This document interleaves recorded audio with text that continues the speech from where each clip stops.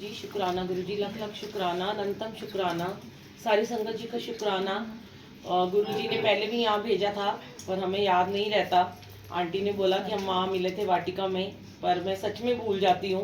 वो गुरु जी हैं जो बुला देते हैं, क्योंकि गुरु जी कहते हैं रिश्ते नाते तो रखने ही नहीं है, और याद रखते रहोगे तो लोगों से बंधे रहोगे। और बंधना तो हमें सिर्फ गुरु जी महाराज से है ना, हमें सबसे नहीं बंधना होता। और संगत का और गुरु परिवार का रिश्ता बस इतना ही होता है, सेवा करो और खत्म। उसके बाद जय गुरु जी, कभी मिल गए तो जय गुरु जी। बाकी ये नहीं कि हाल पूछो तुम कैसे हो, कहाँ थे, क्यों नहीं आए, तुम्हारे घर में कौन कौन है, ये सब चीजें गुरु जी ने बिल्कुल ही मना की हुई हैं। तभी हमें बुला देते हैं गुरु जी। मैं कल भी अगर आई हूँ यहाँ तो मुझे कल का भी नहीं याद रहेगा कि मैं किसके घर आई थी। तो ये दात उन्होंने जो बख्शी है, यही मांगा था उनसे कि सिर्फ आपको याद रखें गुरु जी महाराज, और हमें कुछ भी याद ना रहे। सब यही अरदास किया करो। और संगत जी, अरदास में बहुत शक्ति होती है कि गुरु जी थोड़े थोड़े दिनों के बाद ना यही कहलवाते हैं कि आपकी कोई भी मन की मुराद ना पूरी हो रही हो ना, तो आप पहले अरदास कर लिया करो। कहते हैं अरदास करके जब आप कोई भी सत्संग की शुरुआत करते हो, बहुत सारी संगत ऐसी होती है जो ये सोचते हैं कि हमारा ये काम हो जाएगा तो हम शुक्राना का सत्संग करेंगे, हमारा ये काम हो जाएगा, हमारे बच्चों की शादी हो जाएगी या बच्चों की शादी होने वाली होती है, सोचते हैं सबको बुलाना है, या कोई बेबी हो जाता है, या घर में कुछ अच्छा मकान लेते हैं, गाड़ी लेते हैं, तो शुक्राना करेंगे। तो हम बहुत सारी संगत को बुलाते हैं और उनका गुरु जी का शुक्राना भी करते हैं, और सारी संगत को भी अपना घर दिखाते हैं कि हमने घर लिया है। पर अगर आपके पास कुछ नहीं है और आप दिल से अरदास करते हो, मैं तो ये कहूंगी तब भी आप एक सत्संग जरूर रखा करो। क्योंकि उस समय क्या होता है, गुरु जी महाराज आपकी पुकार को सुनते हैं, भगवान सुनते हैं। कहते ना, तू कर दिल नाल अरदास गुरु जी सुनते ने, तो वो जरूर सुनते हैं। इसलिए चाहे आपका घर छोटा है चाहे बड़ा है, चाहे अपना है चाहे किराए का है, चाहे गाड़ी है नहीं है, चाहे बच्चे हैं नहीं है, बच्चों की शादी हुई नहीं हुई है, जो भी चीज मांगना चाहते हो, पहले एक अरदास का सत्संग जरूर कर लो।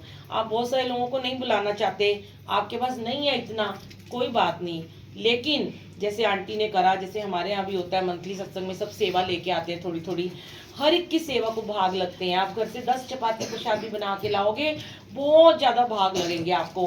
कहते हैं गुरु का लंगर जब सब मिलजुल के बनाते हैं तो वो गुरु जी उसको सचखंड का प्रसाद बनाते हैं, और उस समय वो सबकी रसोई को ब्लेस कर रहे होते हैं।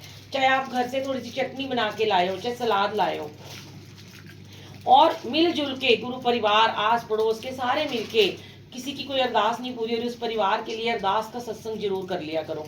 बड़ी जल्दी आपका शुक्राने का सत्संग हो जाएगा। जो आपके शुक्राने लटके जा रहे हैं, इतने सालों से नहीं हो पा रहे हैं, आप एक अरदास घर में अकेले बैठ के भी आप कर सकते हो। 2 घंटे का प्रॉपर लेकिन सत्संग करना है, पूरी जोत बना के लंगर प्रसाद जो घर में रुखा सुखा बनता है, रोज वही बनता है, वो खिलाओ। जैसे इस गुरु जी का लंगर चाय होती है, सब कुछ वैसे करो। पूरे 2 घंटे डेडिकेट होके बैठो, और ये मत सोचो कि मैं दो लोग हैं, 4 हैं, घर का मैं अकेला हूँ, या मेरी बेटी और मेरा बेटा हम बैठ के कर रहे हैं, तो हम उस 2 घंटे में बातें करते रहे या फोन पे बात करते रहे, हमें कौन देख रहा है, यहाँ पे कौन सेवादार है, यहाँ पे कौन संगत है जो हमें देख रही है, पर आपको गुरु जी देख रहे हैं, अपने गुरु जी के लिए किया है, उनको मनाना है ना। तो हमें सिर्फ और सिर्फ अपने परमात्मा का डर होना चाहिए, हमें किसी इंसान से नहीं डरना चाहिए। अब बहुत सारी जगह पे जाते हैं, पहले गुरुजी नाम लिखवाते थे नीचे सेवादार कहलवाया बड़े सालों तक बुलबुल आंटी, पर बहुत संगत आ जाती थी। अब धीरे धीरे गुरुजी ने जब से यूएस से आई ये भी मना करा दिया। तो यहाँ पे कई बार बोलते थे लोग कि हम तो मतलब ये गुरुजी ने ही करवाया, क्योंकि वहां जब मैं जाती तो गुरु लोग कहते थे आंटी हम तो आपको मिलने आए हैं। तो यहाँ पे मेरे कर्म बढ़ रहे थे कि आप गुरु से नहीं मिलने आ रहे, मुझसे मिलने आ रहे हो। तो गुरुजी ने वो नाम ही हटवा दिए।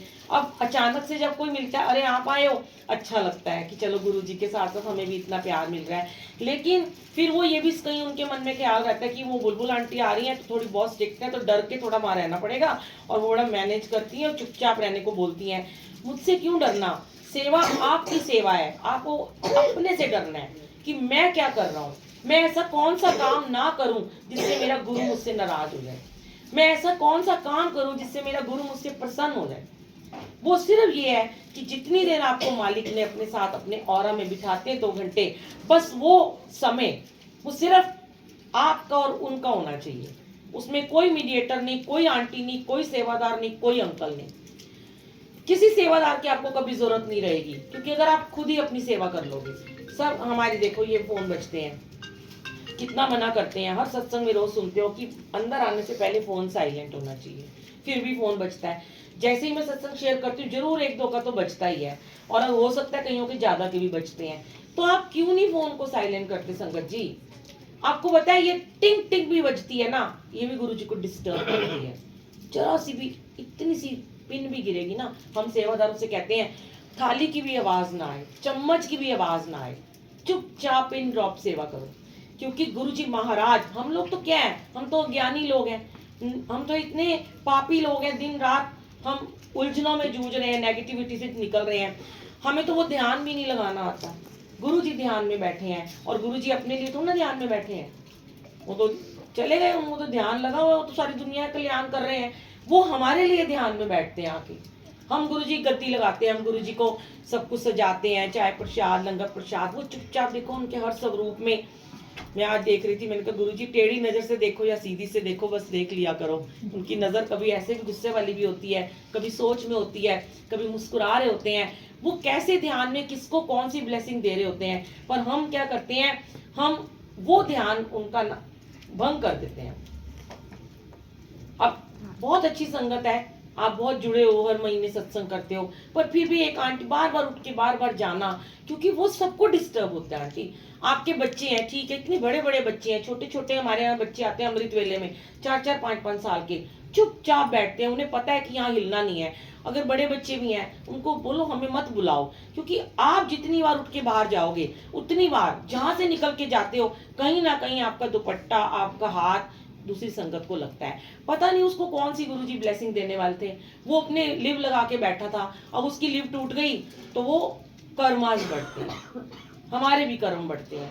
तो इसीलिए कहते हैं कि जहां बैठा देते हैं ना गुरुजी आपको, वहीं बैठा करो, अपनी जगह पे बैठा करो, हिला मत करो कभी भी, ये मत। हाँ, जगह की अगर कमी है तो हम बोल देते थोड़ा आगे पीछे हो जाओ, लेकिन अगर जगह की कमी नहीं है, जहाँ सेवादार बिठाते हैं वहीं बैठा करो। आखिरी टाइम तक ब्लेस कर रहे होते हैं गुरुजी, हमें ब्लेसिंग दे। हमारे लिए उन्होंने हमारे आने से पहले दवाइयां बना रखी हैं, और ऐसी मेडिसिन है कि जिसमें ना कोई रुपया लग रहा है, ना कोई 1 रुपया नहीं, धेला नहीं लग रहा, फ्री में मिल रही है आपको मेडिसिन। बार बार कहते हैं यहाँ पे कोई व्रत नहीं होता, कुछ नहीं होता, प्रसाद जो मिलता है यहीं पे खाना होता है, हाथ में नहीं रखना होता, ये घर भी नहीं लेके जाना होता। व्रत गुरुजी ने कहा कि अगर तुम मेरा ब्लेस किया हुआ प्रसाद खा लेते हो तो तुम्हारा व्रत कभी नहीं टूटेगा। और आप, हम क्यों इस भरम से नहीं निकल रहे हैं कि जब हम कहते हैं हम गुरुजी वाले हैं, हम गुरुजी को मानते हैं, हम रोज गुरुजी की सेवा करते हैं, सत्संग में जाते हैं, सेवादार हो गए हैं, फिर भी हम उस प्रसाद को सोचते हैं कि हमारा व्रत टूट जाएगा। तो गुरुजी ने अपने समय में भी यही बात कही कि अगर तुम्हें ऐसा लगता है कि तुम किसी देवी देवता के लिए व्रत रखते हो और वो तुम्हें कोई पाप देगा तो तुम्हारा वो पाप भी मैं अपने ऊपर ले लूंगा, तुम्हें नहीं लगेगा वो पाप। देखो इतना महान गुरु, ऐसे महापुरुष, ऐसे गुरु हमें कभी कोई मिलेगा इस दुनिया में जो हमारे पाप भी अपने ऊपर लेने को तैयार बैठे हैं। कि हम डर रहे हैं हमारा क्या होगा, इनसे बोलो कि हमारा क्या होगा। तुम हो तो हम हैं गुरुजी, आप नहीं तो हमारा वजूद ही नहीं है। आज क्या था, रुलते फिरते थे, जगह जगह भटकते फिरते थे, कौन सी जगह माथा नहीं टेका, मैंने खुद नहीं टेका, कौन से गुरुद्वारे, कौन से मंदिर, कौन से तीर्थ स्थानों में नहीं हम गए। भटकते भटकते भटकते भटकते एक गुरु का द्वार मिल गया, जीते जी इस संसार में हमें, इस युग में, मैं तो इसको कल युग नहीं कहूंगी, लोग कई बोलते कल युग है, मैं कहती हूँ नहीं, ये कर युग है। कर्म, जो कर्म करोगे वही मिलेगा, कर युग। और उस कर युग को गुरुजी ने सतयुग में बदल दिया। सतयुग में पैदा हो गए आपके बच्चे, आपकी पीढ़ियां, आपके आने वाले पूरी जन्मांतर तक लोग कहेंगे कि हमारी दादियां, नानियां, चाचियां जो भी थी वो सतयुग में पैदा हुई थी। अब आ रहे हैं राम जी, दोबारा से सतयुग आने वाले हैं ना, तो वो क्यों आ रहा है? क्योंकि हर घर में भक्ति बढ़ गई है, हर घर में गुरु की पूजा हो रही है, हर घर में जोत जग रही है, हर घर में सिमरन हो रहा है। पहले कहाँ होता था? हर घरों में पार्टी होती थी, किटियां होती थी, नाच गाने होते थे, रात को नाइट क्लब होते थे, बच्चे भटके हुए थे, दारू पी के इधर उधर पड़े होते थे, डिप्रेशन, ये वो सब कुछ था। आज उन्होंने बिना कुछ आपसे लिए सब ठीक कर दिया, एक चाय प्रसाद और एक लंगर प्रसाद दे दिया, वो अमृत दे दिया, और ये जो कड़ा प्रसाद का आपको भोग मिलता है। सबसे पहले गुरुजी क्यों कहते हैं कड़ाह प्रसाद, शुक्राना शुरू होते ही कड़ाह प्रसाद बांटा करो। पहले क्या होता था कि जब सत्संग खत्म हो जाता था, कई बार बाद में बांटते हैं, कई बार क्या होता है कि लंगर के टाइम में कड़ाह प्रसाद बंटता है। तो गुरुजी के टाइम पे गुड़गांव में ही गुरुजी ने ये सत्संग शेयर किया था कि लोग थाली में जब प्रसाद आता है तो ये समझते हैं कि मीठा है तो हम इसको बाद में खाएंगे। अक्सर लोग मीठा बाद में खाते हैं, तो और पहले रोटी और वो नमकीन खा लेते हैं। तो गुरुजी कहते हैं जब तुमने 2 घंटे यहाँ पे सत्संग में रुके हो, तुमने इतनी बानी सुनी, गुरबानी सुनी, मेरा ध्यान लगाया, जब तुमने मेरा शुक्राना शुरू किया तो तुम्हें सबसे पहले मुंह मीठा करना चाहिए। जैसे ही तुम मुंह मीठा करते हो, पता नहीं कौन सी खुशखबरी तुम्हारा इंतजार कर रही होती है। तो इसलिए कड़ाह प्रसाद शुक्राने के टाइम पे बांटते हैं। और फिर कई लोगों ने क्वेश्चन किए, अब यहाँ तो पता नहीं होगा सबके माइंड में, किसी किसी के कुछ होगा कि आंटी शुक्राना करते, कड़ाह प्रसाद खाते हैं, फिर हम आरती करते हैं तो हमारे हाथ जूठे हो जाते हैं। इसका भी आंसर गुरुजी ने दिया कि आपने कड़ाह प्रसाद से पहले तो चाय बिस्किट तो खाए थे, तो आपके हाथ तो पहले ऑलरेडी जूठे हो गए थे, है ना। अब आप सारे तो हाथ धोने जाते नहीं हो आरती से पहले, उसी हाथों से आरती कर लेते हो। पर गुरुजी कहते हैं कि जैसे ही तुम्हारे हाथ में मेरा सचखंड का प्रसाद आया तो तुम्हारे जूठे हाथ भी पवित्र कर दिए मैंने, तो वो जूठे नहीं रह गए, क्योंकि उनका सचखंड का प्रसाद हमारे हाथ में आया, है ना। गुरुद्वारे में भी ऐसे ही आता है ना, शुक्राना आनंद साहब के बाद प्रसाद आता है पहले। तो शुक्राना किया करो, और जब अरदास का सत्संग करो, अरदास हो जाए पूरी, उसके बाद तुरंत शुक्राना कर लिया करो अपने आप देखना 1 हफ्ते में 10 दिन में आपका शुक्राना सत्संग भी हो जाएगा, और इतना बड़ा हो जाएगा आपने कभी सोचा भी नहीं होगा। पर पहले अपने गुरु को मनाने के लिए दिल से अरदास करो। अरदास में बहुत शक्ति होती है। ये वो वाली अरदास नहीं है कि कोई बोले कि गुरुद्वारे में खड़े होकर जो एक ओंकार, वो वाली अरदास नहीं हमें आती, हम कैसे करें। अरदास मीन्स छोटी अरदास। क्या करनी है, आपने मंत्र जाप करना है, ओम नमः शिवाय शिव जी सदा सहाय, ओम नमः शिवाय गुरु जी सदा सहाय, और बैठ जाना है अपने गुरु के आगे और अपने दिल की बात उनसे करनी है कि अभी आपने सुना ना, ओ गुरु जी सानू लोड़ी दे, ज्यादा दे या थोड़ी दे, कि असी तेरे तो लोड़ी लैनी तो देनी पैनी है, तो आपको देना पड़ेगा। आपके आगे हम मांग रहे हैं, मांगते हैं, आप हमारी झोली भर दो, हमारी ये बात पूरी कर दो गुरुजी, बस आप हमारी सुन लो, कोई मीडिएटर नहीं है बीच में। और वो 1 to 1 कनेक्शन होते हुए जब आपकी आंखों से 2 बूंद आंसू गिरते हैं, वो अमृत गिरता है, वही अमृत वर्षा होती है।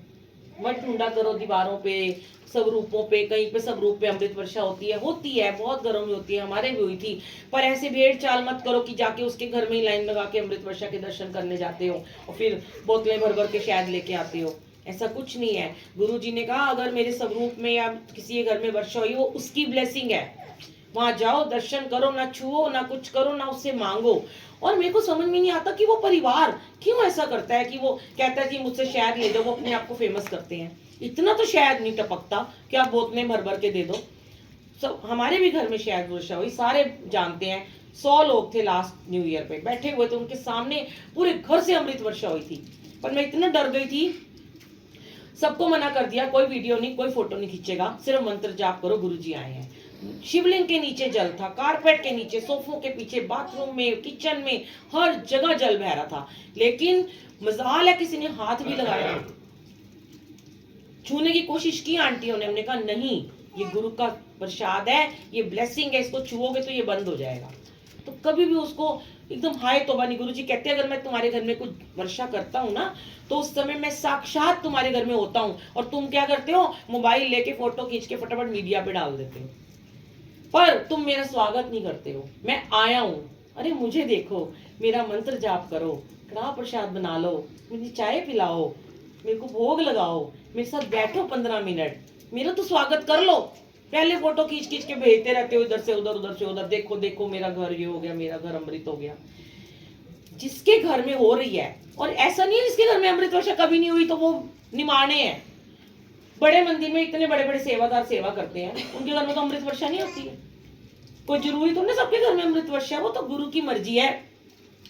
किसी को कैसे रूप में ब्लेस करते, किसी को ओम के दर्शन दे देते हैं, किसी को कुछ। मेरे घर पहले कभी भी नहीं होती थी, मैं सोचती थी सबके घर में अमृत वर्षा होती है, मेरे घर तो कभी भी नहीं हुई है। ऐसे पानी बहता दीवारों से, कहते ले, वो भी मेरे लिए नहीं हुई थी। उस दिन हमने ब्लाइंड बच्चों को बुलाया, वो था 70। हर नए साल पे गुरुजी कैंसर पेशेंट के लिए जगराता कराते हैं, और 1 घंटे का आधी रात को 2 से 3 मंत्र जाप होता है। और वो ब्लाइंड बच्चे, जो लड़कियां थी, उनको सारे सेवादार पकड़ पकड़ के वॉशरूम में लेके जा रहे थे, उनकी सेवा कर रहे थे, और उन्होंने हारमोनियम से 1 घंटे का मंत्र जाप किया। गुरुजी खुश हो गए उनसे, मुझसे तो कहाँ खुश होंगे। मैं भी तो वो क्रेडिट उनको ही देती हूँ, अपने आप को कभी क्रेडिट मत दो कि ये मेरी वजह से हुआ।